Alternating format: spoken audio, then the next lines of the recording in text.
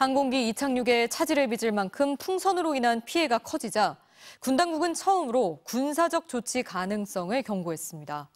그런데 대화를 통한 문제 해결은 없고 공세적 대응만 반복되면서 군사적 충돌을 우려하는 목소리가 나옵니다. 양소연 기자입니다.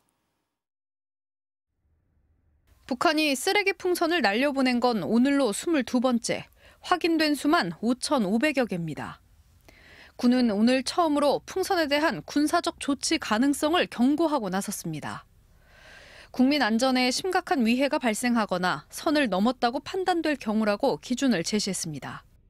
단순 화재나 기물파손을 넘어 국가기관시설인 공항 운영까지 차질이 빚어지자 대응 수위를 높인 걸로 보입니다. 선을 넘는 상황의 기준이 뭔지는 구체적으로 언급하지 않았습니다.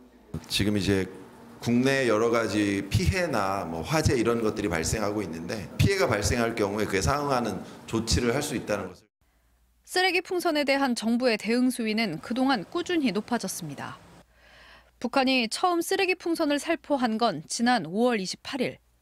탈북단체가 보내는 대북전단에 대한 맞대응이었습니다.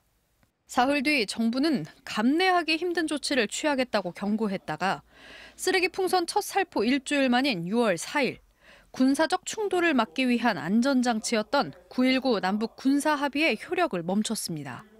닷새 뒤 군은 대북 확성기 방송을 재개했고 7월 21일부터는 하루도 빠짐없이 확성기 방송을 송출하고 있습니다. 하지만 북한의 쓰레기 풍선 살포 빈도는 오히려 이후 더 잦아졌고 미사일 도발도 재개됐습니다. 국민들의 피해가 계속 이어지는 동안에도 정부는 북한 주민들에게 외부 소식을 알리는 공적 기능이 있다며 대북전단을 제지하지 않았습니다. 결국 군이 군사적 대응을 언급하는 긴장 상황에까지 이르게 됐습니다. 윤석열 정부의 전반적인 대북 정책에 대한 반발 차원에서 풍선을 연속적으로 살포하고 있기 때문에 우리 군의 경고는 오히려 군사적 긴장을 더욱 고조시킬 가능성도 배제할 수 없습니다.